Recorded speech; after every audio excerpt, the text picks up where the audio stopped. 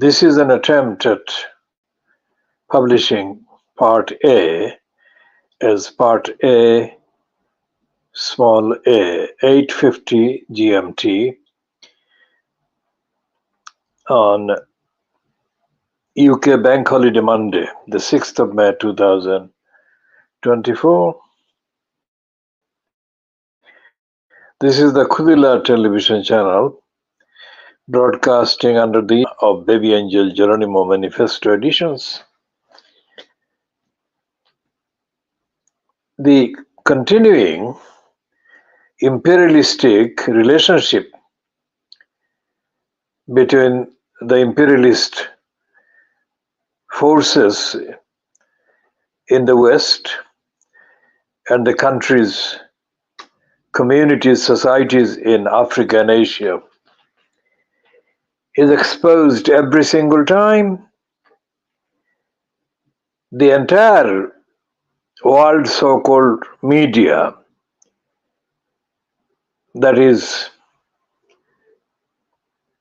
sold as a business in markets created by those media in Africa and Asia and South America, is controlled by the West. The Western ones dominating the markets, creating the markets, controlling the markets, are of course the Reuters news agency,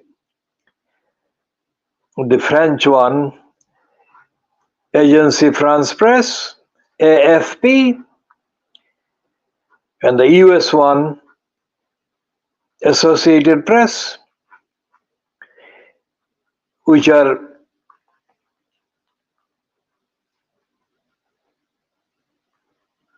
similarly operated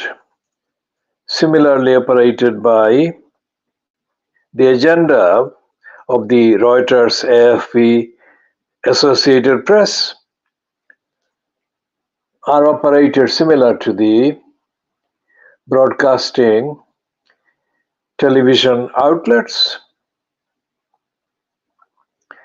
The Chinese Xinhua news agency is, of course, numerically quite significant, but the Xinhua influence is still relatively smaller than the market influence and the establishment subscribers and connections that are dominated by AFP, Reuters, and the Associated Press. The contributors, the so-called opinion commentators, being given platforms and syndication opportunities on those outlets, are almost without any exception racist. And in the case of the situation in Palestine, anti-Muslim. One of the anti-Muslim racists enjoying this platform is exhibitionist called Camilla Long. The fact that Camilla Long hasn't got any real substance upstairs in the brains and has no morality or ethics is of course recorded publicly about her offering Gary Lineker to have sex with her, except that the sex she offered Gary Lineker was through her breasts, her boobs.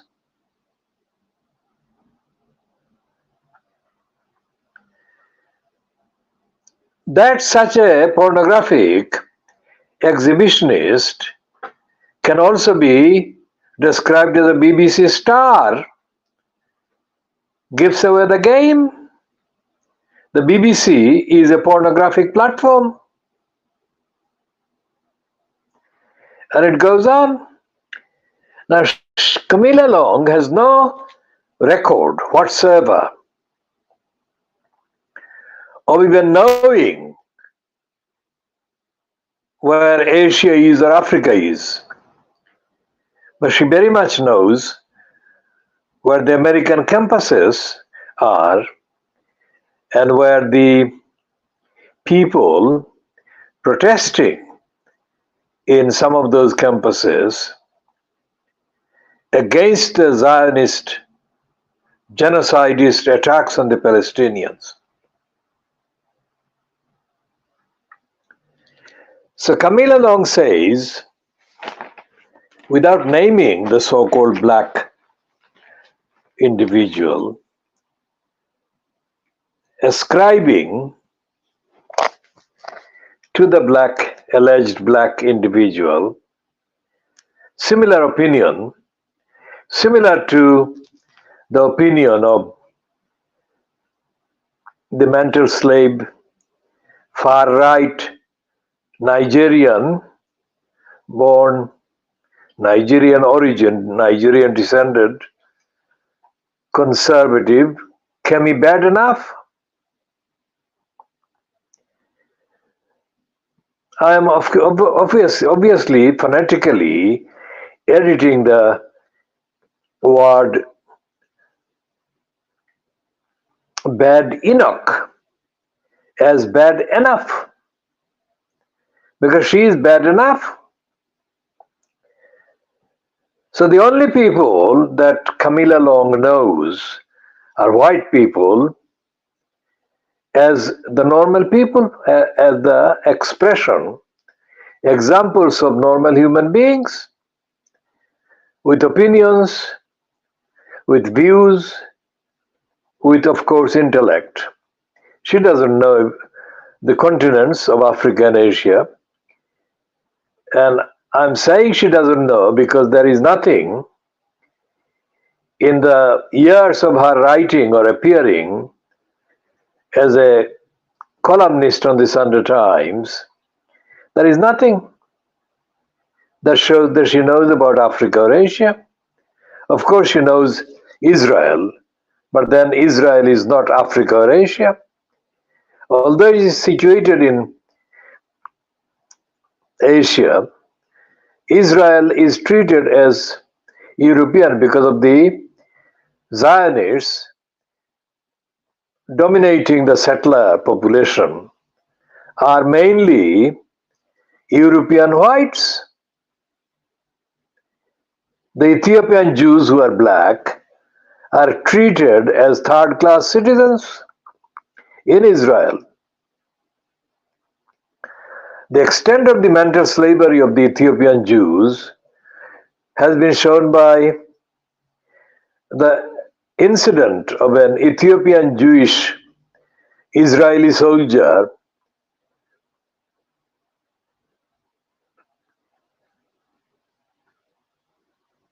caught on film and in pictures, gloating about insulting Muslims and the Islamic faith. Now, Camilla Long says that the people who are, in her view, guilty of demanding an end to the massacre and the genocide are mainly white left-wing children of bourgeois families. That is the castigation of the people protesting for justice, an end to the massacre, an end to the Holocaust of the Muslims, with which she starts in the first paragraph of our column on Sunday.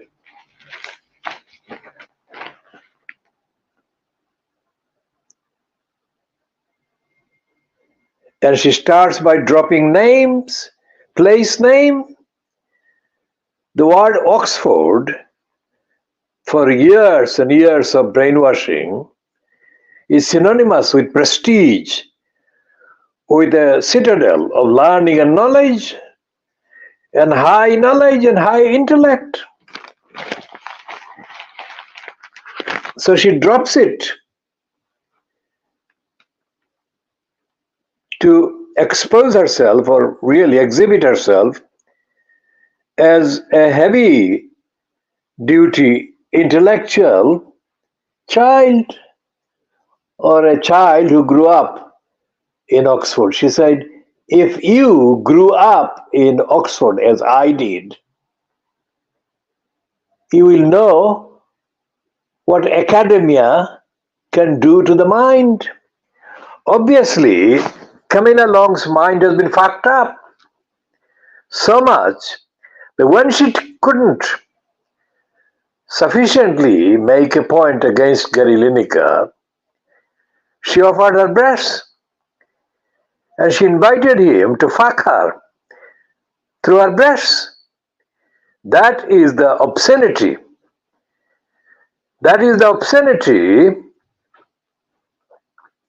that dominates the so-called highbrow British media, Sunday Times. And the Sunday Times carries lots and lots of rubbish contributed by the likes of the stinking Rod Liddell, stinking racist anti-Muslim Rod Liddell, and the stinking racist anti-Muslim Jeremy Clarkson. It is the Sunday Times magazine in 1973, December 1973, that carried an attack on the Muslims of Brick Lane, of Tower Hamlets. It targeted the Muslims of the Siloti background that demographically, overwhelmingly constitute the Bangladeshi community in the United Kingdom. That was in 1973, 51 years ago, and it was then that I began circulating, interpreting, denouncing, and diagnosing the implication and the impact of that article. That was 51 years ago. And several incidents happened since then that shows that the focus of the British mainstream so-called media when it comes to the what is now Bangladeshi community has been at the expense, by deriding, by castigating, by attacking, by undermining the background, the culture, and the history and the role and the characteristics and the character collectively of the Muslims coming from Silot.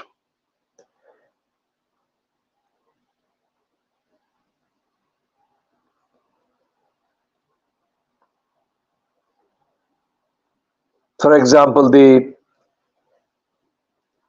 area called Brick Lane is not a fictional area, it's a real street Brick Lane, and around Brick Lane, the Siloti Bangladeshis, when it was East Pakistani Bangladeshis were East Pakistanis in the 1900s and the last century, and the people who came and settled came through the seas, came as seamen, and a number of people who had previously settled already gave shelter and support to the new arrivals. One of the people that had been leading the support service as a community was a relative of mine, and that is how Brick Lane became a demographic center of the settlement of the migrants coming to the United Kingdom. That was part of the British occupied subcontinent. So the people coming from Silot, with very small exceptions, are Muslims. And that has been the focus of the attack on the Silotis by the British media. Quite apart from the Sunday Times magazine article of the 2nd of December 1973, a few years into the 70s, a Hindu from West Bengal who grew up in Bombay and was given a job by the Telegraph Group mounted a series of attacks on the Silotis.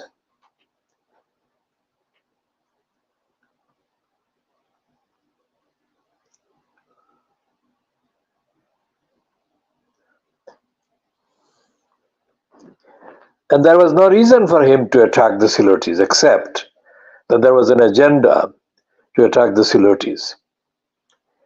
And again, another West Bengali given platform in the Telegraph, a midget called Amit Roy. The midget called Amit Roy and the other one, Mihir Bose, Amit Roy attacked the Silotis by inventing a scenario, a narrative, saying that the Silotis, the Muslims, rejected education.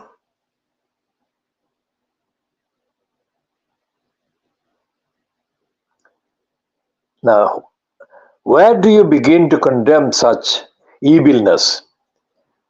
Because the first revealed message from God to the Prophet Muhammad, peace be on him, was Iqra.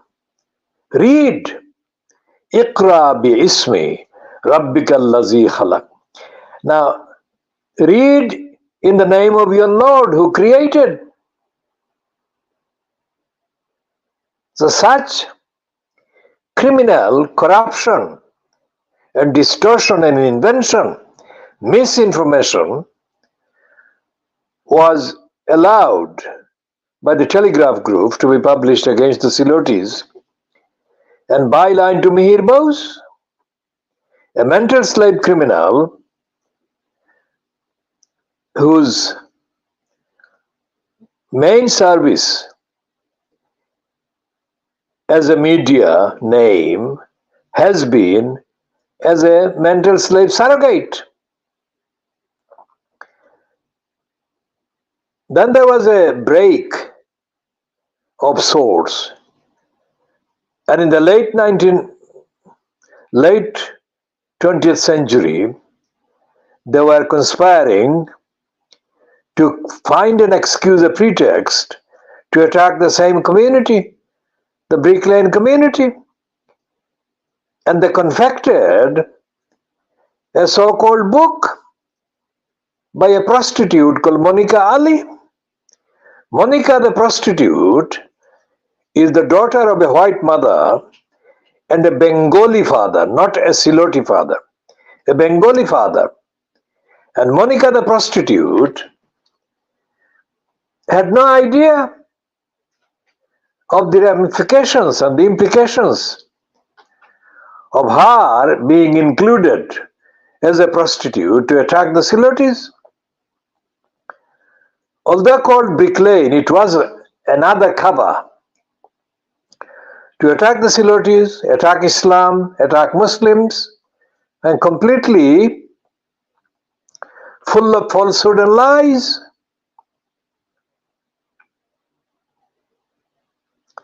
Then, of course, came the Crossrail whole plot against Brick Lane, which forced me to organize the campaign against Crossrail Hole, calling the campaign Khoodeelaar. It's a Siloti word. So the campaign against the Silotis, the racist campaign against the Silotis, the racist campaign against Siloti Muslims, racist campaign against the Siloti Bangladeshi Muslims in Brick Lane, in Tower Hamlets, in the East End of London continues. The conservative moron called Scully, who is now moaning that he was a better candidate for the Conservatives to contest the so-called London mayor election than Susan Hall. This criminal says that Susan Hall lost the election because of her negative campaigning. Now this moron Scully himself went on the record falsely by saying that Tower Hamlets was one of the no-go areas controlled by the Muslims. No-go areas meaning no-go areas for the Jewish people, no-go areas for the white people. Nothing could be further from the truth. So we shall be continuing on all of those in later editions. This is 9:05 GMT, and the video of this broadcast is 22 minutes long. It's on Monday the 6th of May 2024.